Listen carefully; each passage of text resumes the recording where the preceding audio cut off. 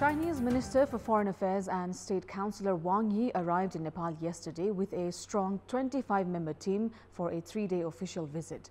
The visiting minister during his stay in the Himalayan nation is set to sign a number of agreements related to trade, transport, among others. The visit, which is the first by a Chinese delegation after the parliament's ratification of the much-debated MCC Nepal Compact, is being viewed with significant interest. Good morning, I'm Sarah Sapsanamma, and these are the headlines of the hour. Bilateral talks to be held today between Foreign Minister Narayan Khadka and visiting Chinese Foreign Minister Wang are the high-level meetings scheduled for today.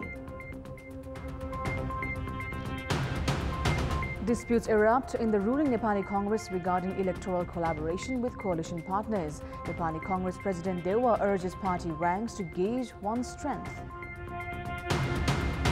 Russia's army says the first phase of its military campaign in Ukraine is over and will now focus its effort on the eastern Donbas region. Western officials believe Moscow knows its pre-war strategy failed. And hosts Nepal up against Papua New Guinea today in the second match of the 2-match ODI series. Team Nepal said to avenge their 6-wicket loss yesterday. Chinese Minister for Foreign Affairs and State Councillor Wang arrived in Kathmandu yesterday afternoon for a 3-day official visit to Nepal. The visiting Chinese minister has led a 25-member delegation to Nepal and is scheduled to hold high-profile political meetings from today.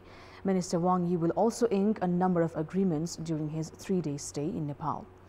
Chinese Foreign Minister Wang is on a 3-day official visit to Nepal at the invitation of Foreign Minister Narayan Khadka. Minister Wang earlier wrapped up his visit to Afghanistan, Pakistan and India prior to his arrival in Nepal and has held a meeting with Chinese ambassador to Nepal among other officials yesterday evening. Minister Wang is scheduled to hold political and diplomatic parleys from today. Bilateral talks will be held between the visiting delegation and the Nepali side led by Foreign Minister Narayan Khadka today, as the Ministry of Foreign Affairs has informed about the signing of a dozen of agreements between the two sides in the foreign ministerial level meeting. Agreements are likely on issues including expanding grant assistance from China, railroad feasibility study and electricity transmission lines. The two sides will also discuss projects under BRI and the pledged grant assistance worth 56 billion rupees during Chinese President Xi Jinping's visit to Nepal. The Himalayan nation is also poised to raise the issue of obstacles seen at the Tatopani transit and the concern of medical students who were denied the opportunity to practice internship in China. The visiting Chinese minister will also call upon Prime Minister Sherbadu Dewa today itself. Wang is also scheduled to pay a courtesy call on President Vidyadevi Bhandari today. The Chinese Foreign Minister will also meet CPN Mavi Center Chairperson Pushpakamal Dahal and CPN UML Chair KP Sharma Oli today. The Ministry of Foreign Affairs has informed that the Chinese Foreign Minister is scheduled to wrap up his visit tomorrow evening. Foreign Minister Wang had last visited Nepal in September 2019. Now, new disputes have erupted in the ruling Nepali Congress regarding electoral collaboration with the coalition partners. Majority of provincial committee presidents have viewed their opinions against any election alliance. However, Nepali Congress chief Sherbadu Dewa warned that alliance during the local elections could be imperative. The Central Committee meeting of Nepali Congress was held yesterday as the party earlier was looking for collaboration ahead of local level elections.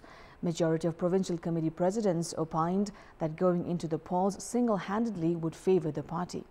During the meeting yesterday, party president Sherbadu Dewa emphasized on the need to gauge one's strength and that such a strategy might backfire. The meeting has also reviewed the party's local level campaigns and prospective distribution of tickets at the local levels.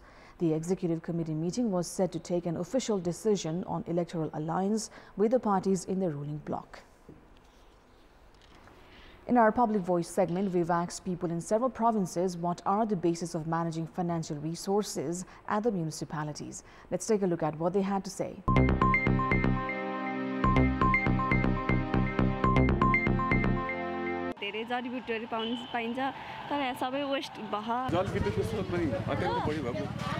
हाम्रो गाउँपालिका हो त्यसमा कुनै जनप्रतिनिधिले ध्यान दिनु सकेन किबी अकबरे लगायतका चाहिँ उत्पादनहरूलाई बजारीकरण गर्न सक्ने हो भने किसानले राम्रो फाइदा लिन सक्ने सम्भावना छ होमस्टेहरू सञ्चालन गर्यौं भने र क्याम्पिङहरू व्यवस्थापन गर्यौं भने जन्म दर्ता मृत्यु दर्ता विवाह दर्ता सबैको कर तिर्नै पर्छ तिरिन्छ नि वडामा सरकारी अनुदान त्यसलाई त राम्ररी खर्च गर्न सकेको छैन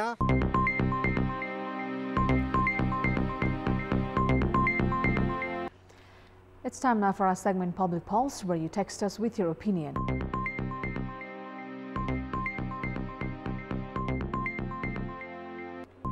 The question is, how can political interference in Nepal police be averted? Your options are A, clear rules, B, political willpower, and C, strong leadership. The voting is on. Type NEWS, select your option A, B or C and send it to 34001 to share your opinion with us. Let's move on to the sports update.